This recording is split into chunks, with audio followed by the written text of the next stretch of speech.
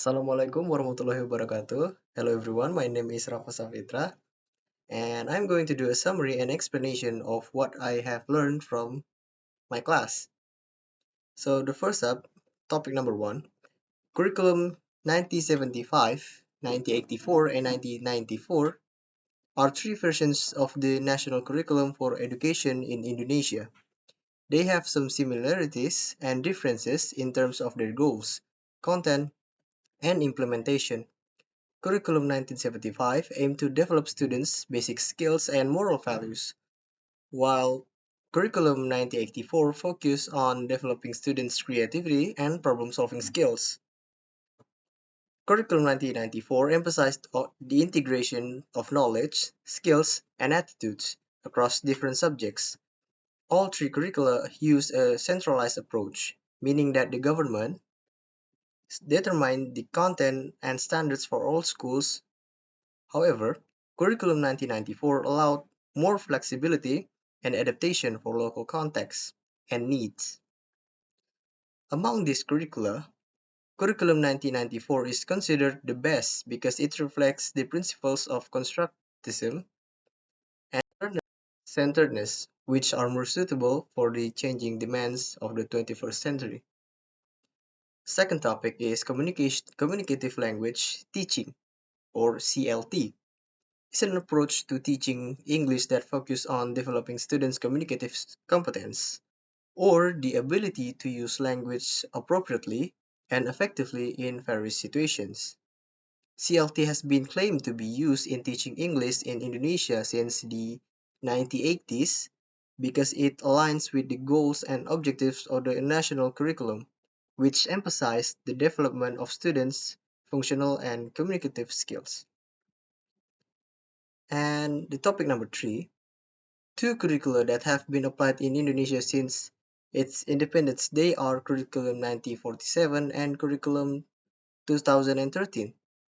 Curriculum 1947 was the first national curriculum for education in Indonesia, which was based on the principles of nationalism, democracy, and humanism. It aimed to foster students' patriotism, critical thinking, and social responsibility. And the topic number four is the Curriculum 2006 and Curriculum 2013 are two versions of the national curriculum for education in Indonesia. They have some similarities and differences in terms of their goals, content, and implementation. They also have different reasons for their development and replacement. Two English and I'm sorry, topic number five, two English language teaching approaches or methods that have been used in Indonesia and worldwide are the grammar translation method and the direct method. The grammar translation method is an approach that focuses on teaching the rules and structures of the target language, using the student's native language as the medium of instruction. So, up next, I'm going to talk about the different curricula that have been applied in Indonesia since it is, well, not long ago is the Independence Day. I will compare and contrast the main features of each curriculum and evaluate their strengths and weakness. First, let's look at the curriculum 1975, 84, and 94. These curricula were based on the behaviorist approach, which focused on the observable and measurable outcomes of learning. The curriculum 1975 was the first national curriculum that aimed to unify the education system in Indonesia and promote national identity. It consisted of 9 compulsory subjects for elementary and secondary schools and 6 elective subjects for senior high schools. The curriculum 1984 was a revision of the curriculum 1975, which introduced some changes such as reducing the number of subjects, increasing the time allocation for science and mathematics, and adding local content and self-development as optional subjects. The curriculum 1994 was another revision of the curriculum 1984, which emphasized the development of life skills and critical thinking among students. It also added civic education and religion as compulsory subjects and information technology and entrepreneurship as elective subjects. The similarities and the differences between these three curricula are as follows. The similarities, they all follow the behaviorist approach, which mean they define the learning objectives and standards in terms of specific and measurable behaviors. They also use the same grading system, which was based on the percentage of correct answers. They also shared the same core subjects such as Indonesian language, mathematics, natural science, social science, and physical education. And the differences, they differed in the number of types of subjects, the time allocation for each subjects, and the emphasis on certain skills and values. For example, the curriculum 1975 had more subjects than the curriculum 1984 and 1994, but less time for science and mathematics. The curriculum 1984 and 1994 gave more attention to local content, self-development, life skills, critical thinking, civic education, religion, information technology, and entrepreneurship than the curriculum 1975. Among these three curricula, I think the curriculum 1994 was the best one because it was more relevant to the needs and challenges of the 21st century. It aimed to prepare students for the globalized and competitive world by developing their skills and competency in various domains. It also fostered the values of democracy, diversity, and tolerance, which are essential for a harmonious and peaceful society. Next, let's compare the curriculum 2006 and the curriculum 2013.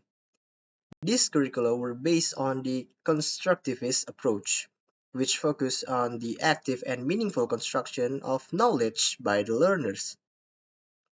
The curriculum 2006 was also known as the competency-based curriculum, which aimed to develop the competencies of students in four aspects: knowledge, skills, attitudes, and values. It consisted of 10 compulsory subjects for elementary and secondary schools and 4 elective subjects for senior high schools.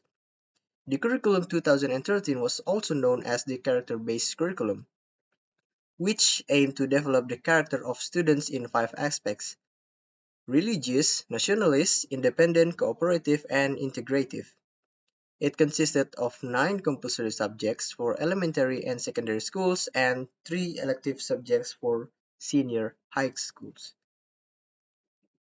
The similarities and the difference between these two curricula are as follows, like they both follow the constructivist approach, which mean they encourage the students to explore, discover, and create their own knowledge.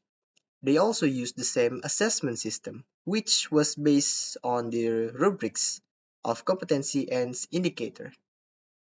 They also shared the same core subjects, such as Indonesian language, mathematics, natural science, social science, and religion. Differences.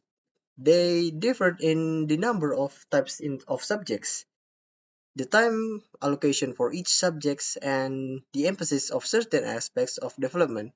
For example, the curriculum 2006 had more subjects than the curriculum 2013, but less time for religion and local content. The curriculum 2013 gave more attention to character, literacy, and higher order thinking skills than the curriculum 2006. The curriculum 2006 was replaced by the curriculum 2013 because of some criticism and challenges that the curriculum 2006 faced. Some of the criticism were the curriculum 2006 was too complex and difficult to implement, especially for the teachers who had to design and deliver the learning activities based on the competency and indicators. It's also was too rigid and standardized, which did not allow for the diversity and flexibility of the learners and the learning context. It was also too focused on the cognitive aspects of learning, which neglected the affective and psychomotor aspects of development. Some of the challenges were the lack of adequate and qualified teachers who could implement the curriculum 2006 effectively and efficiently. Second, the lack of sufficient and appropriate resources and facilities that could support the curriculum 2006, such as textbooks, laboratories, libraries, and internet access.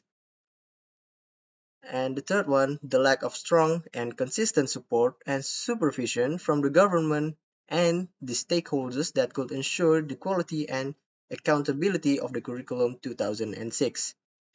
Therefore, the curriculum 2013 was introduced to address these issues and improve the quality of education in Indonesia. The curriculum 2013 aimed to simplify and clarify the curriculum structure and content by reducing the number of subjects and competencies and integrating the cross-curricular time, themes, and skills. Enhance and diversify the curriculum implementation and evaluation by adopting the scientific approach, the thematic approach, and the authentic assessment. Strengthen and balance the curriculum outcomes and impacts by emphasizing the character, literacy, and higher order thinking skills, as well as the cognitive, affective, and psychomotor aspects of development. Okay, the last one is comparing two curricula that have been applied in Indonesia since its Independence Day. Indonesia is a country that has experienced many changes in its education system since it gained its independence in 1945. The national curriculum of Indonesia has been revised several times to reflect the political, social, cultural, economic, and scientific developments in the country and the world. We will compare two curricula that have been implemented in Indonesia in the 1975 curriculum and the 2006 curriculum. The 1975 curriculum was introduced during the New Order regime of President Suharto, who ruled Indonesia from 1966 to 98. The main goal of this curriculum was to foster national unity and stability, as well as economic development and modernization. The curriculum emphasized the teaching of Pancasila, the state of ideology that consists of five principles: belief in one God, just and civilized humanity, national unity, democracy, and social justice. The curriculum also focused on the development of basic skills and knowledge in subjects such as Indonesian language, mathematics, science, social studies, and religion.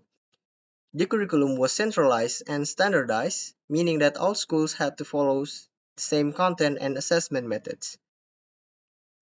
The curriculum was also rigid and inflexible, leaving little room for teachers and students to explore their interests and creativity.